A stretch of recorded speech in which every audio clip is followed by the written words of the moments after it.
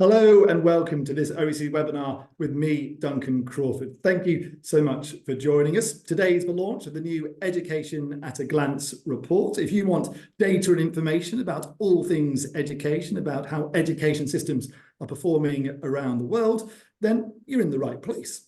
The report collates data from across the OECD and other partner countries about things like school finances, teacher salaries, attainment rates, and much more.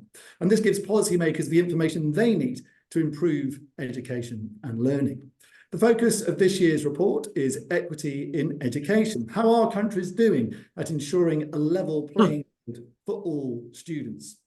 A panel of guests will discuss the findings in a moment, but first, the OECD's Director for Education and Skills, Andreas Schleicher, is going to give an overview of the main findings in this year's Education at a Glance report. Andreas, over to you. Thank you so much, Duncan. And I'm just going to launch my slide presentation. Welcome to this. And as you just introduced it, this is about a level playing field. That's the great promise that education has for people of all ages. But as you will see, reality often trails behind that promise. Let me start with some good news. One of the things that we have seen is that there has been significant educational progress when we look at attainment.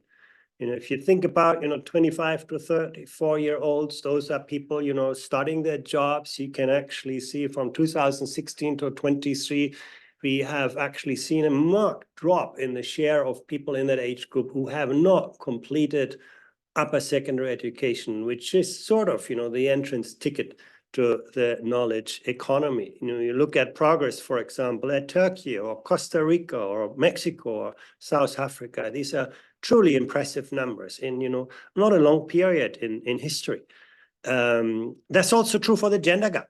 Look at how the share of young women with at least a bachelor's degree is sometimes over twice as large as for the older generation.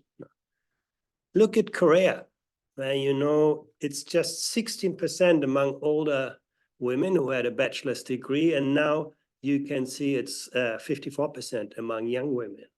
But across the board, massive progress, particularly for women, equipping more people with better skills. But, there are other areas where we have seen very little progress. Everybody's talking about upskilling and reskilling these days and making sure that we stay ahead of, changing demands in workplaces and so on. But when you look at adult training participation in 2016, that's the blue bar here, and you compare that with the, blue dot, 22, you can see those numbers are very similar across, the board. Even, take a country with the most progress, Germany. It's just 8 percentage points difference on that. So once again, upskilling and reskilling is still a distant dream, far behind of what our economies would need to see to equip more people with better skills. And, it's perhaps that less surprising than it looks at first glance. Over 70% of adults don't see a need for participation in adult learning. They may think, lifelong learning is great for others, but I don't need it. And, in Bulgaria, in Lithuania, in Germany, in France, it's over 90%.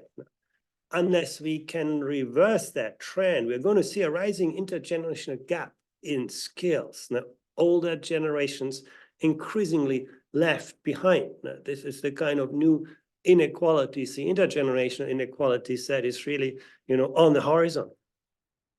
The consequences of unequal educational opportunity then risks to polarize our economies, our societies, even democracies. And this year's edition of Education at a Glance provides some really interesting and powerful data on that.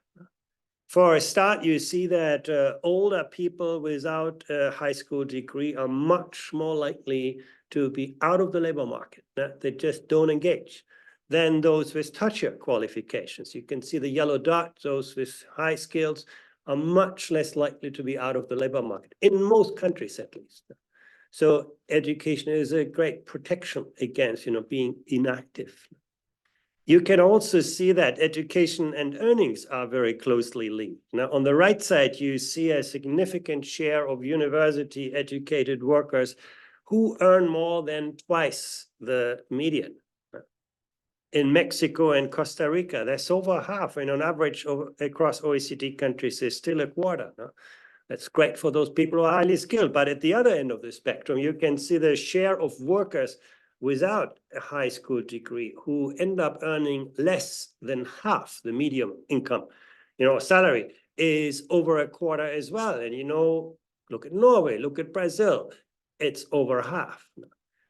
Public policy has many tools and instruments to mediate the consequences of social inequality. And then you have social policies, tax policies, and so on. You can do a lot to address the consequences. But education is one of the few tools that we have to address the sources of inequality, like putting everybody on a level playing field. And whatever you do after turns out to be very expensive and often not very effective. Now, this is sort of the one chance that we have. If you come, the background plays into that.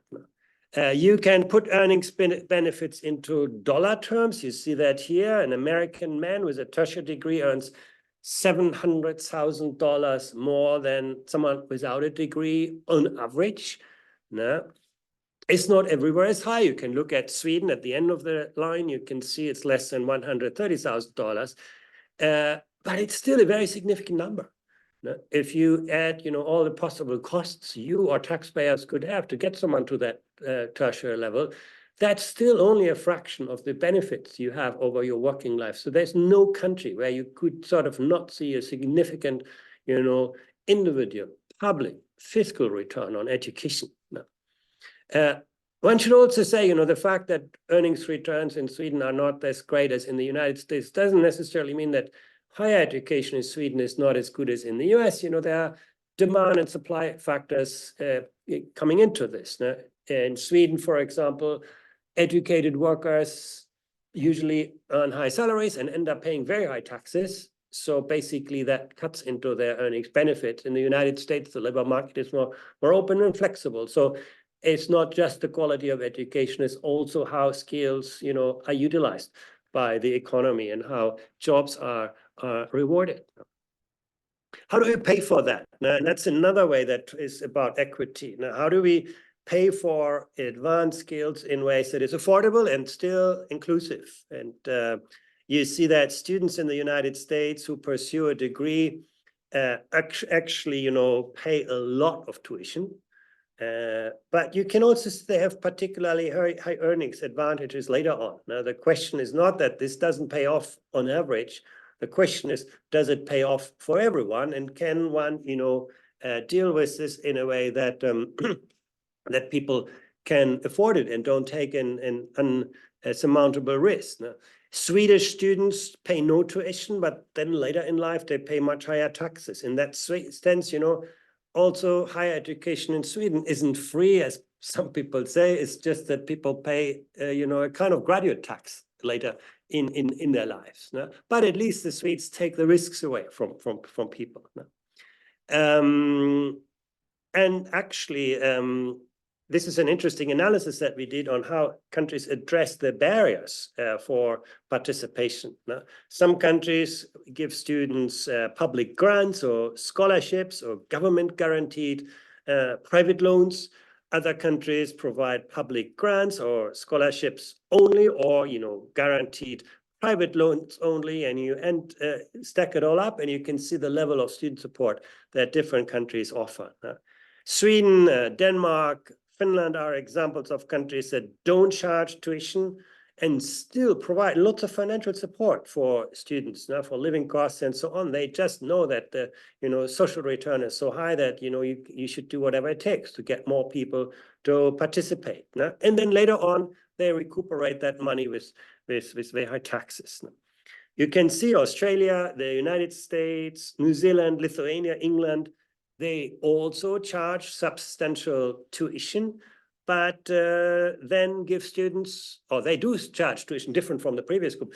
They do charge tuition, but then they give students access to, income contingent loans, means tested grants, and the OECD actually believes that's actually a good way of cost sharing as well. You know, if government doesn't have all of the money, you make it accessible to students, and then, you know, if you earn a really good salary later on, you pay back to society. And it's actually been quite effective and successful as well. But then you have a whole group of other countries which do not charge tuition, no? And that may look equitable at first glance. But you see here, those students also don't get much financial support. And often, you know, public, you know, financing is limited. And in the end, those students, particularly the most marginalized, don't get, you know, much benefit from advanced skills. No?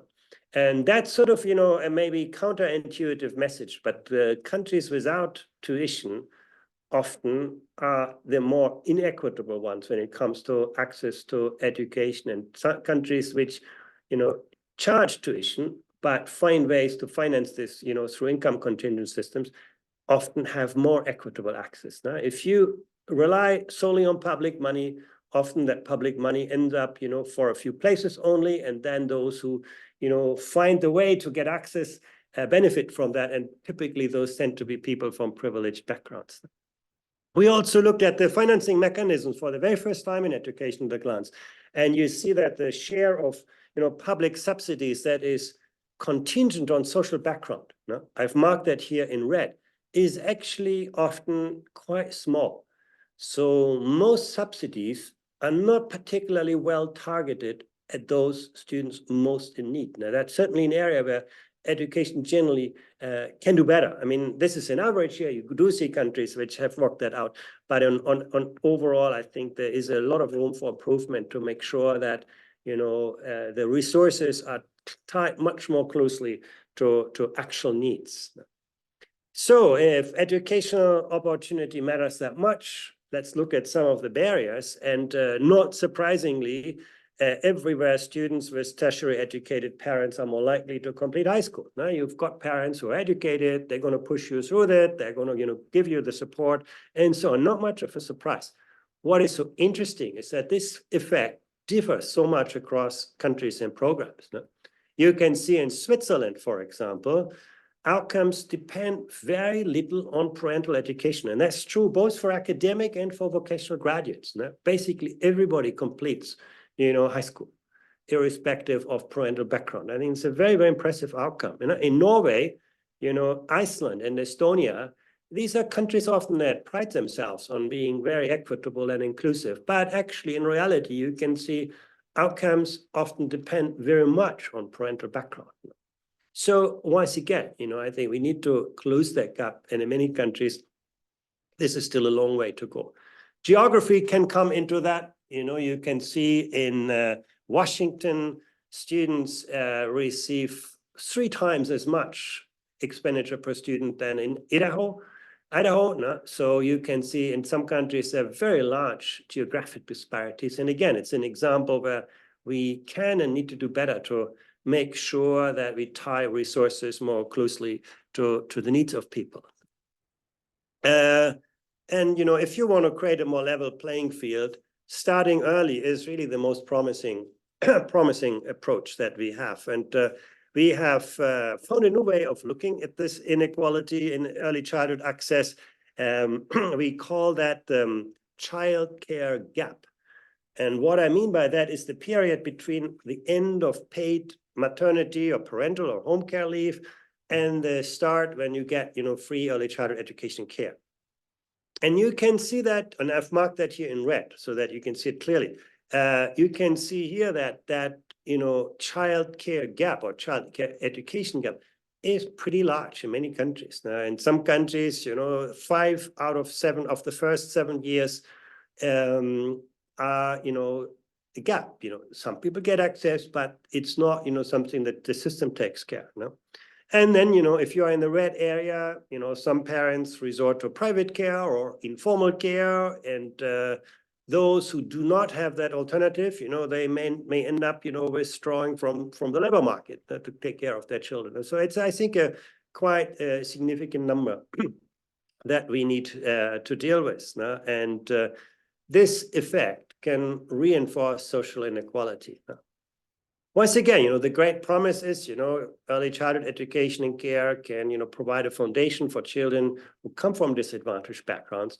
But, look at the reality. And this is one of the most, sobering analysis from this year's edition of Education at a Glance. You would want that children from disadvantaged families have the best childcare support because they need it most. They need that kind of support. But what you see from most countries is that the youngest children from disadvantaged families, these are 0 to 2-year-olds, I mark them here in red, have much poorer access to childhood care and education than families from, children from wealthier families. I mark them here in green. And that gap, can be very, very large. Look at France, where you can see you come from a wealthy family, 90%, close to 90% are, in good hands, but just, a third of those from disadvantaged families. So what this tells you is that early childhood education often doesn't mediate social inequality, but actually reinforces this. The parents, get better access to when they are better, situated, and the quality also plays into this. Now, typically, the early childhood education sector tends to be highly unregulated, so it's very patchy. So this is another factor that is very harder to measure, but also plays into this. But, you look at Denmark, and you can actually see that even the disadvantaged kids in Denmark get better access to early childhood education and care than wealthy, children from wealthy families in most other countries. So it shows us that actually these issues can be addressed. You can look at access to education, trends in enrollment 1 year before the typical entry age, and you can see in most countries that's now pretty good. Actually, you talk about 80–90% of children, but once again, often that last mile, the last 10% are the ones who will need it most. Children from, disadvantaged backgrounds, from migrant backgrounds, and so on. And we have seen some remarkable progress in some countries. Look at Saudi Arabia at the end, a decade ago, they were in a much, much worse position, just 20% participating. Today, it's half. So actually, you can see progress in some quarters. Resources, once again, I don't want to equate quality with resources, but certainly resources are necessary. And you can see it's a lot of variability on that. Now you can see, Luxembourg spending $25,000 per pre-primary child, and in Turkey, it's, less than 5,000. That's huge variability in this. And this is calculated in purchasing power parity. So it's a pretty good picture. Some countries spend a lot per child. Finland is a good example where expenditure per child is very high, but participation is not very good. There it's a good example where, those who get access to the services get great services with a lot of money invested, but those who don't have access, end up with nothing. So I think, again, money, this is a per student picture. We have seen, coming back to older people, labor market for women have improved. You can see very clearly the 0 line is where you would want to end up, that there is no employment difference between men and women. And you can see even in 23, our latest data, most countries are still away from the 0 line. The only country that is really doing well on that is Portugal. But in most countries, it's a lot better than 2016. I think this is an area, we look at countries like Hungary, like Finland, like Australia, Estonia, Slovak Republic, Greece. I think we have seen really a very, very good level of progress in a fair number of countries to equalize employment opportunities. Now, that's not true for earnings. One should be clear about that as well. But, employment is always a starting point to earn a good salary. What we do see that gender differences in employment are quite varied when it comes to being foreign-born. You can see that's where the gender gap is very, very large in most countries. Now, foreign-born adults, you can see women often being a very considerable disadvantage. And that is not everywhere the case, but pretty consistent across countries. So migration often doesn't square well with employment. And there are many reasons behind that. It's a complex picture, but I think the bottom line is quite stark on that. No? And that brings me to, another topic, the educational outcomes of migrants and native-born. More generally, when you look at the share of foreign-born adults among every adult by education attainment, you can see there are huge differences. Now, if you look to the poorly qualified people, now those who don't even have a high school degree, you can see in Switzerland, most of them are immigrants. Now, you look at a low educated population, most of them are immigrants. Now, same for Luxembourg, Sweden, Germany, US. Now, it's a clear majority of people who, among the low-skilled people, who come from somewhere else. So this is not something you can blame the education system for, but it's basically the people that have come into the system. But it's not the case in other countries. In other countries, either immigration ratios may be lower, or those countries may be a lot more selective in who they let into their country. No? And you can see that here very nicely. When you look at those with a high school degree, it looks already very different. And when you look at those with tertiary qualifications, it looks even more different. You can see, for example, Canada or here New Zealand or Australia, countries that are very picky who they let into the country, and that really adds to the high-skilled population without expanding the pool of poorly qualified people. No? So you can see here how education and immigration policies can interact and can significantly affect the skill distribution in your country. No? We also see that upper secondary completion can vary by immigration status. In most countries, you can see that immigrants have lower completion rates than people without an immigrant background, and that is often very clearly visible also in vocational education and training, which typically is designed to sort of cater for those populations in some ways.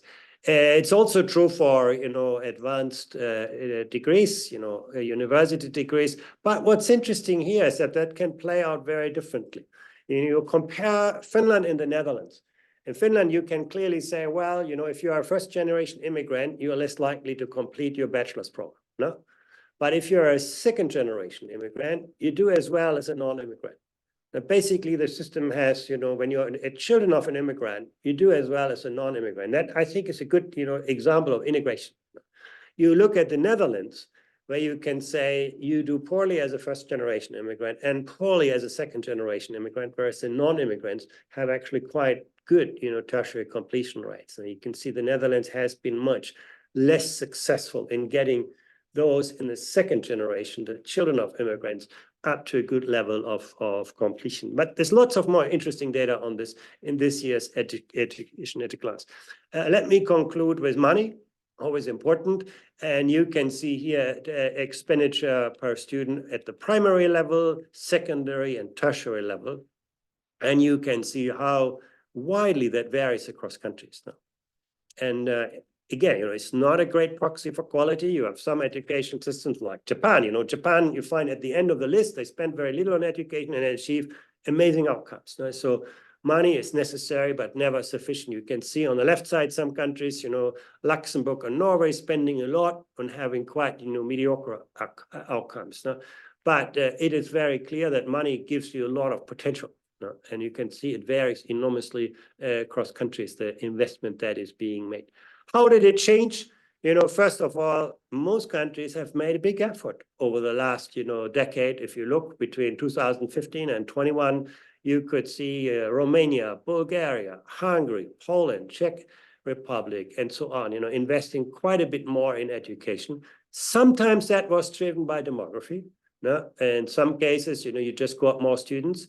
But actually, if you look at Romania, Bulgaria, Hungary, and Poland, you actually have fewer students. Now, they also suffer from, demographic decline and still more investment. And that means they have a lot more resources available in per student terms. Now.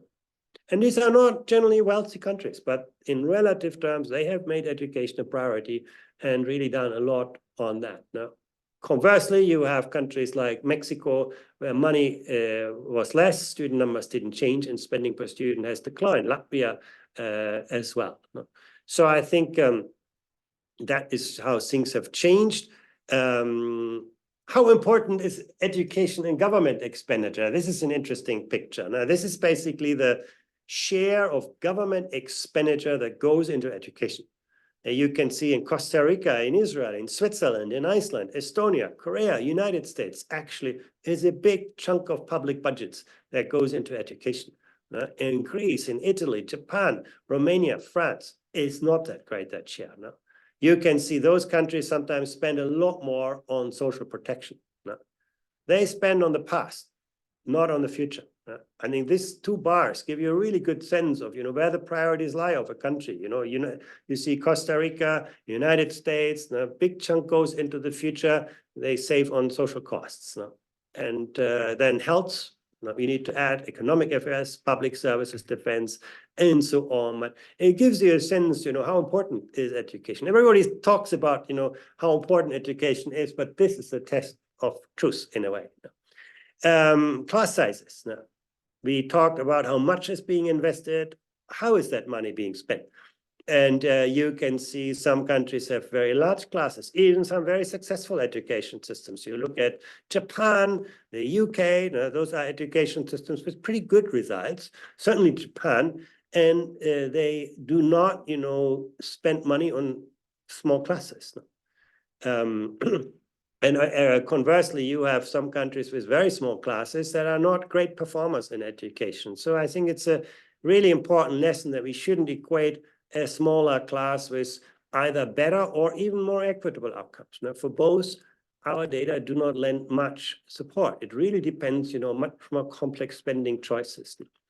Generally, private schools have more money. They give, smaller, and they put their money into smaller classes. So that's what you see here. Not much of a surprise on that. No. This is just sort of an indicator of how the money that is being spent on the horizontal axis relates to outcome, and you can see it's all over the place. No.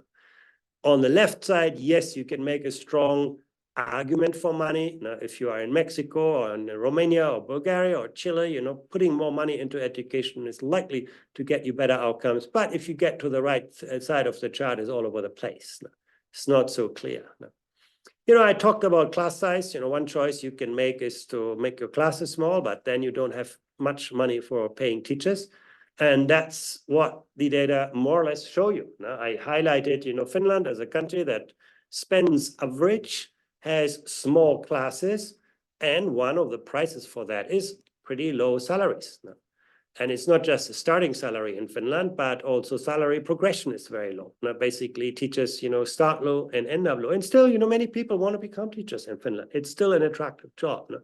But here you basically, this is not the dollar amount. This is basically how do teachers fare against workers with similar qualifications. And you can see in most countries, teachers, at least, beginners are clearly below the line, so they earn less than similarly qualified workers. But for some at the top of the salary scale, it changes. Now, Korea is a great example. You can see at the top of the salary scale, at the end of your career, you earn twice than the average worker with a university degree.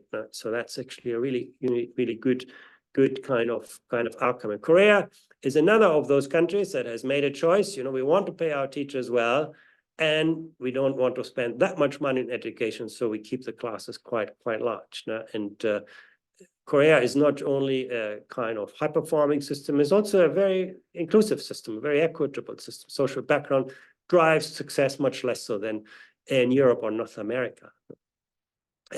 How did teacher salaries evolve? And you can see in most countries, very, very little change. Now, when you look at that in constant prices, after adjusting for inflation, in current prices, it looks better, but again, you need to take into account of inflation, and there are just a very few countries, Lithuania, Chile, Colombia, Czechia, where you can say there's been a good increase in salaries. In most countries, it's been sideways in moving. Some countries have, pay bonuses for certain for certain work of teachers. You can see, for example, financial compensation for for outstanding performance is now becoming quite common, or successful completion of, professional development or teaching in remote areas. So these are ways how countries try to sort of incentivize, good work, and also attracting teachers to the more challenging kind of environments. You find lots of really interesting data in education at a glance. I don't have the time to discuss them here. The last variable I just want to show you is teaching time.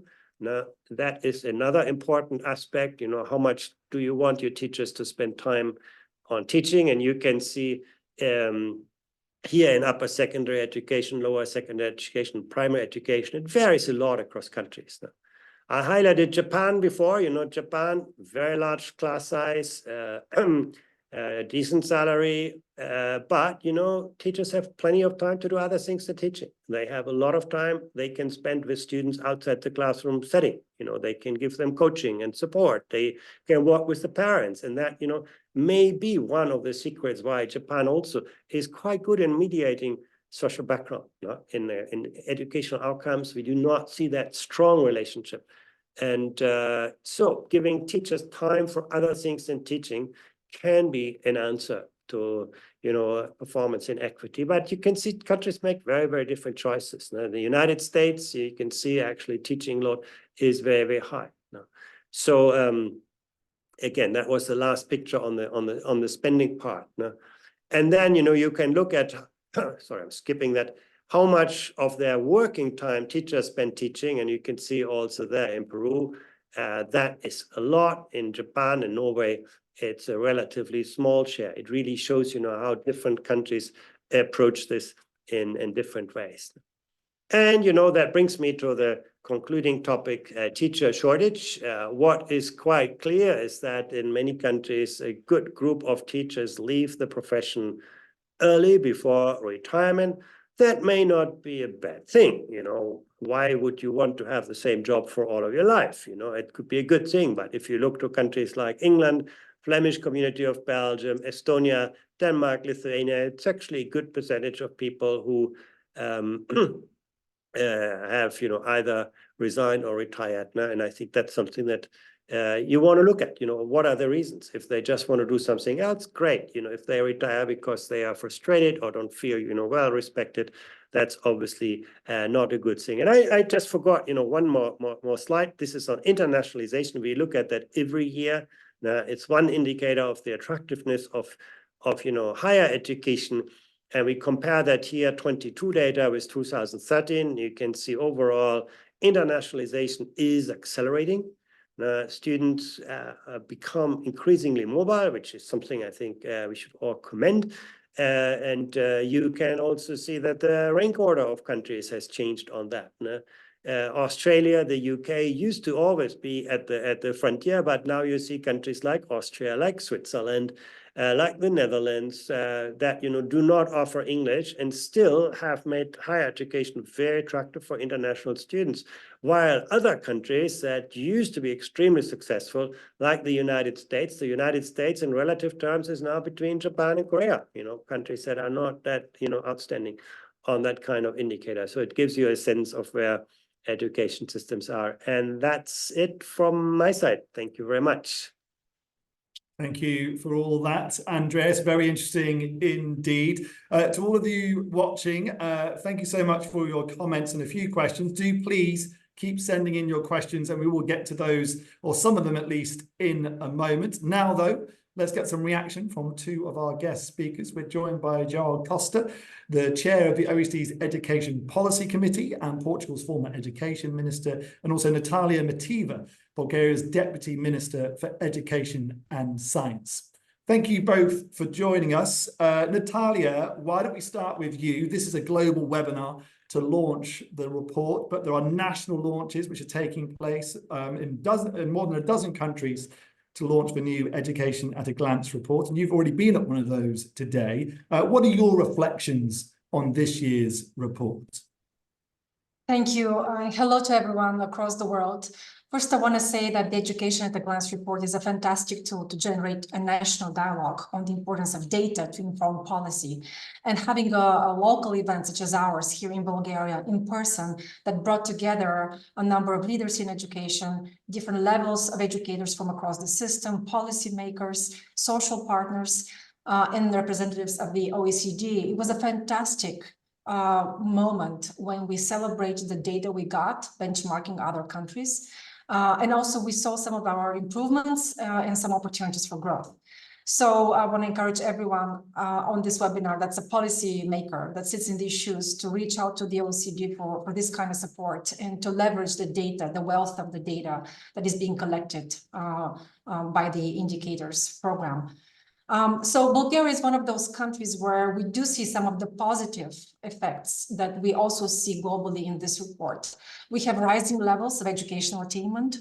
We see more adults achieving higher secondary education and tertiary education. We are successfully closing the achievement gap among students, but we are still struggling with lifting up the most vulnerable. We have a significant share of 15-year-olds, as noted by PISA, that cannot meet the second level of the PISA test. And in fact, that group expanded for us in the last report. So we've taken a bunch of measures and policies that aim at addressing that specific problem we have with equity in education with regard to the most vulnerable groups. And for us, those are closely associated with socioeconomic vulnerability. A lot of them are ethnic minorities, but not all. So for us in Bulgaria, still poverty might be a destiny to some extent for certain groups. And to address that, we've done several programs and interventions over the past 10 years, and I'll share them with you, and maybe you'll find something relevant in that list of interventions. Number one, we introduced free kindergarten to all if they come from a disadvantaged community. We did that based on a randomized controlled trial study with the World Bank, where we examined what works. We had different treatment groups. Some only received information about education, some received vouchers and so on. But the only intervention that actually worked to enroll more students at the kindergarten level was to alleviate the cost. So now we've seen the first results of that. We have increased, in fact, doubling shares of minority and other disadvantaged students that enter the education in the first grade now relative to 10 years ago. We've also lowered the enrollment age. As you see, a number of countries have done that. Our enrollment age, mandatory enrollment age now is 4 years old. And we're going to see the effects of that in the coming years. We've increased teacher salaries, more than doubled over a decade. We know that that's not sufficient, so we're beginning to work with how we can equip teachers better to do their job. We know that confidence and motivation comes from expertise. So we're equipping them with different tools, including technology, coaching at the school level to support the quality of their work. What we're also doing is a shift toward a more practical curriculum. So we can call that a reform, where we avoid that term in Bulgaria because there's a reform fatigue. But what we call that a positive shift toward more skills and competences versus just knowledge. And with that, we're going to work together with the OECD over the next 3 years on a new model of a Bulgarian curriculum that can introduce more space for practical skills and for building different competences versus just knowledge and the testing of knowledge. And alongside those teaching tools and a new curriculum, we are working on new assessments as well. Critical to that is to introduce the idea of new national assessments that also test skills. We've been lagging behind on that, and our national assessments are more knowledge driven. The last thing I want to say for supporting our most vulnerable groups is we introduce a role at schools called educational mediators. So we have people from the bridge, the community and school, and they had an increasingly complex role. They're social workers, they're teaching assistants. They are the ones that really make sure our most vulnerable students are at school and are learning. And if there's any deficiency or barrier to their education at the family level, they make sure we address that. through the social system. And so we're beginning to see the effects of all these policies. Over 10 years, we have doubled the share of vulnerable groups that graduate high school, and we have multiplied the share of vulnerable groups that get tertiary education by 6. So that number was very, very small when we started, but we've really multiplied that quite a bit. So I'll stop here. I'm very happy later on to address some other issues, but I want to emphasize again how helpful it has been to be part of this survey, in fact, of the report that leverages data from different surveys, and to be part. Thank you, Natalia. Thank you so much for those insights. Very interesting indeed. And I wonder how similar João Costa's insights will be. João, Chair of the OECD's Education Policy Committee, over to you. Thank you, Duncan. Hello, everyone. It's a pleasure to be here. I'd like to thank the OECD for the invitation to participate in this webinar and to greet you all. Well, this big similarity with Natalia's comment is that education at a glance is a very precious tool for policymakers, for researchers, and we need this data to be disaggregated and studied by our universities and the research teams. And it's very important that these reports and education at a glance in particular get to the practitioners, to the teachers in schools, that they are discussed in actual meetings of teachers, because there's evidence here, and we have to make decisions based on evidence and not just on opinions on whatever our representation of what an education system could be like. And so here's data, here's evidence. I never look at education at a glance as a ranked list of countries. That's the most irrelevant part. What is important is to take all this data and also be optimistic. I mean, education is the field of optimism. And the fact that, like Andreas emphasized, we have this good news on a bigger share of the population with the upper secondary level, a slow but continuing diminution in gender gap. These are big news that should stimulate us to keep with our optimism in education. I always say that pessimist people should not work in education because you're in the wrong profession. In my 5 minutes, I'd like to emphasize 5 points. One is to share my happiness about the fact that the focus of this year's Education at a Glance was on equity. It is very clear for many of us that we cannot talk about quality in education if you're not talking about equity and inclusion. An education system that is not inclusive, that is just based on a vague notion of meritocracy, that is replicating background asymmetries that the students bring with them, cannot be considered a quality education system. And as we see at Education at a Glance, equity remains the biggest challenge in education systems, and we have to focus and put all our effort on those students, on those children and young people that depend solely on education in order to thrive. Those that have a perfect background, they will thrive anyway. They will have independent support in their family, in the private tutorials, but those that really depend on the schools should be and must be the focus of this. There are some very important and good news. One is the reinforcement that quality early childcare education is one of the strongest predictors of what will be the path of the students. And this is something we should never forget, that when we start early and we start strong, we'll have positive effects in the future. Many times, and for instance, when we have the discussion, the presentation of PISA, we focus a lot on the 15-year-olds, on access to university, on what is happening in upper secondary, but most of the key is at the very beginning. The other good news is that poverty is not destiny. So we see evidence that in different countries, the correlation with socioeconomic background is weaker than in other countries. So this means that school can make a difference. This means that what we actually do, there are policies that are more effective than others. And this calls for us to have these joint discussions like we have at the Global Forum Future and Education and Skills on what can we do? What is the pedagogical lessons that we can take from this data? How can we make things different in order to respond to this?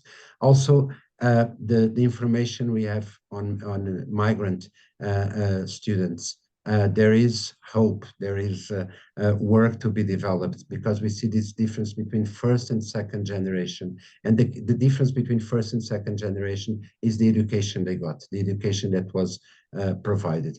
And I saw in one of the comments on the chat something that is very important.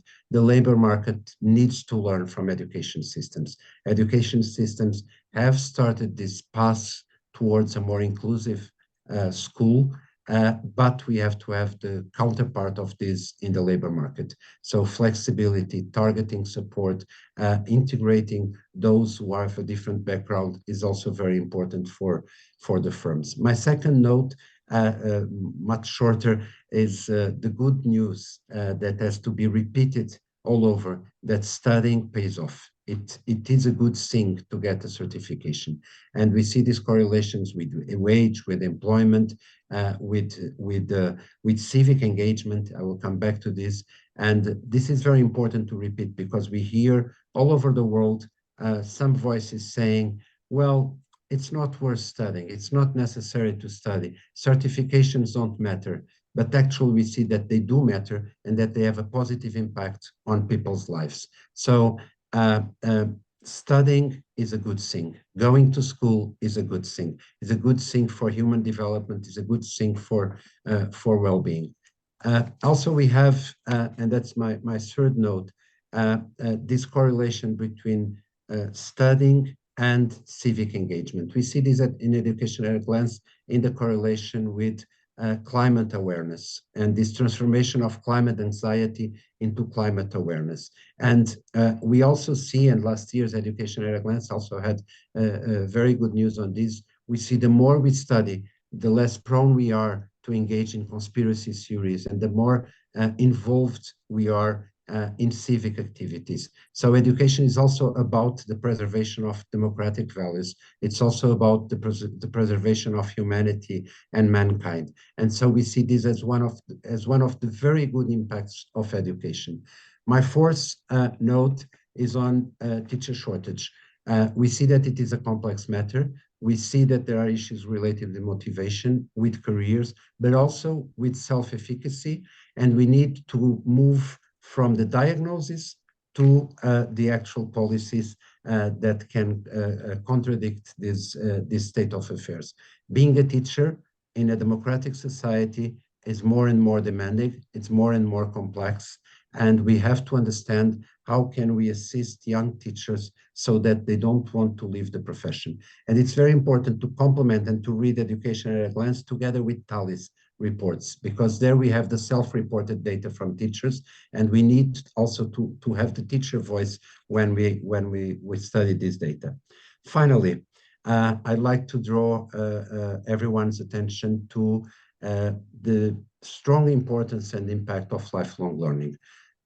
We know that most of the jobs that just require routines will be replaced by technology. We know that many jobs will disappear, jobs for which the active population was trained.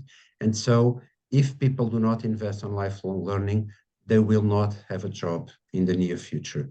And related to this, we know, and Education at a Glance again shows this, that maybe the strongest impact of education is the intergenerational effect. Parents who are educated want their children to have more education. So if we invest in lifelong learning, we are impacting on these adults, but are also impacting on their children and grandchildren. So Andreas, Duncan, congratulations for this new issue of Education at a Glance. It's lots of food for thought, food for reflection, for policy making, for discussions, and count on EDPC to take this on. Thank you so much for that, João. Thank you for sharing your thoughts. And again, thank you for the questions coming in. We are going to be joined now for a Q&A section by Lucie Cerna, a senior policy analyst at the OECD, who works extensively on equity and inclusion in education. First up, though, a question for Andreas. There's been a few comments on this about early childhood education. Colin from England writes, preschool education for all massively reduces later inequality, whilst another person writes in, your EAD findings show that young children from low-income families are on average less likely to be enrolled in early childhood education and care. Why do you think that is the case, Andreas? Yeah, I think we have a lot to catch up in the early years. And this is not just about access. In access, actually, we've seen very significant progress. You'll find that in education at a glance. The challenge now is to move from access to quality and from care to education. And that's where most education systems are still simply not there. But I want to start with access. I mean, the second question really relates to that. Our early childhood education systems are still much more accessible to children for wealthier families. That may be because of the choices of wealthier families, that may be because of financial barriers, and there may be many other reasons behind it. But going the last mile, and some countries, the country where I live in France, has made basically at least from age 3 attendance compulsory. That can be a solution, to get the last mile in terms of access. But I think the first question relates much more to the challenge of ensuring that we provide adequate quality. When you go to school, lots of things of what's going to happen there. You know that you find a teacher who has been well trained, who's well paid, or reasonably paid, who there's a curriculum. In early years, very, very little. You can be very lucky that you find a great, teacher there, or, someone who is just more a caretaker. We were far away from actually building the same kind of quality assurance and educational orientation into early childhood education that we take for granted at the school level. And what we know, it's that the kind of skills that matter most in our century are the ones that we learn in our earliest years of life. Can you think for yourselves? Do you build empathy? Can you live with people who are different from you? All of those kinds of cognitive, social, and emotional skills are, the foundations for this are laid in the early years. Thank you for that, Andreas. And in relation to that, Lucie Cerna, if I can bring you in, what can be done to ensure equal access to early childhood education and care? What needs to be done to improve the situation? Hello, everyone. Perhaps following up on what Andrea was saying, improving the access, of course, necessitate not only financial investments, but also investments in quality education, quality teachers, and raising awareness about what some of the benefits are for taking long-term families or families from immigrant backgrounds, ethnic minority backgrounds who might not be so aware, and enabling them to enroll their children in high quality ECC, which is close to their home, where they can receive very good provisions and very good support, and also ensuring that that the teachers who are there have been trained well, and also incentivized to work in perhaps more disadvantaged areas, because that is often a difficulty across the education system, that in the more disadvantaged areas it's very difficult to have very good teachers to incentivize them. And it's not only about financial benefits, it's also about some non-financial incentives, very good working opportunities, etc. So, and a number of countries are moving in this direction to enable the children from a disadvantaged background to start very early, even before 3 years, in early childhood education and care. Thank you for that, Lucie. We are short on time, so this is a bit of a scattergun approach to the questioning. Andreas, another one for you. James Michael Walker writes in, do you have some examples of childcare gaps in Asia? For example, in Singapore and South Korea, where the scores in PISA are often quite high. Yeah, we don't cover Singapore, but we have data for Japan and Korea. Actually, Japan would be a country that has recently made quite market success in providing both access and quality, and also integrating childcare services between different providers. Health, before they were overseen by different parts of the government, they had different tiers. And the more, the easier you make it for parents to navigate systems, the more likely you're going to end up with equitable outcomes. So I do think in Korea as well, Korea has also made enormous progress. Still, childhood care in Korea is often a barrier for people even to have children. You know, the burden that is on families in Korea and the expectations society has on parents remain very high despite early childhood education and care facilities. But clearly, there's a lot that we can learn from East Asian countries in how to mitigate the impact of social background and outcomes. I think these countries generally are much stronger than what we do in Europe and North America. And a few more comments to share with the audience. Martin Henry writes, they have a teacher crisis in Japan with few wanting to enter the profession, and that's over 100 hours per week, one of the highest workloads. Class size is not just about results. Ray Person writes in, we continue to observe an increasing trend in tuition and fees in the Philippines, especially in private schools, despite the implementation of the free tuition law in state colleges and universities. And there's a question here, which perhaps Andreas is best placed to answer. Education at a glance data clearly shows progress in some areas, but there's a lack of progress on adult learning, as you outlined, which has largely not improved over the last decade. Why do you think that is, and what can be done to fix it? Oh, I think it's a complex issue. I think the first thing that we can do certainly better is to have more fine-grained qualification systems. At the moment, you know, the barrier for you as an adult to get another degree is just very high. Degrees are very lumpy. It takes a lot of time to get an additional qualification. And if we, you know, rely more on micro-credentials, if we give people more ownership over what they learn and how they learn and where they learn and when in their lives they learn, I think we're going to see increasing participation. That's the recipe of, you know, some of the Nordic countries that have better results on this, just, you know, being much more responsive to the needs of individuals. On the employer side, you know, being open for people to upgrade their skills easily. And I think some countries have also gone into that direction, making it easier for people to combine, you know, working and learning. But, you know, a big barrier, and I think that's the hardest one, is the one that I actually showed in the chart. Lots of people just do not see that need for themselves. You know, ask a truck driver today, we know tomorrow that job is gone. You know, AI is going to take over all of that. What they do today to, you know, enter into your related fields and so on. And I think that's the biggest barrier. It's in the minds of people, not necessarily in our kind of provision. Thank you for that, Andreas. And we really are short on time. So the last question, I'll throw it to Lucie as she joined us late. And this is from someone writes, as a part of education at a glance, is that it highlights that less advantaged students from less advantaged socioeconomic backgrounds perform worse in standardized assessments at primary and secondary level. What can be done to try to change that situation, Lucie?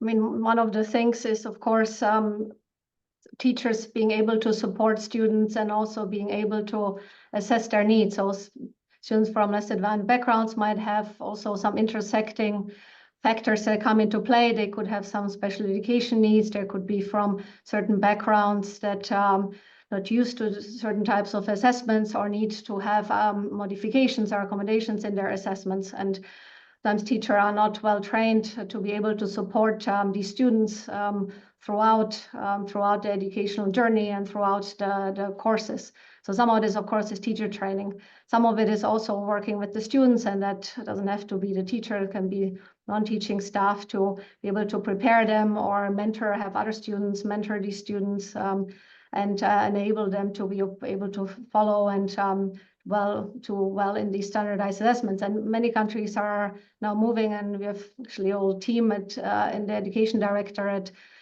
looking at different types of assessments and whether they're in classroom, whether they are standardized, and a lot of countries are moving to different mixes of assessments because they realize that different students perform well in different types. So there's a lot of changes happening in countries, and the education director is working with countries and with experts, also looking at these assessments and ensuring that all students are able to have inclusive, in a way, assessments so they're able to reach their potential.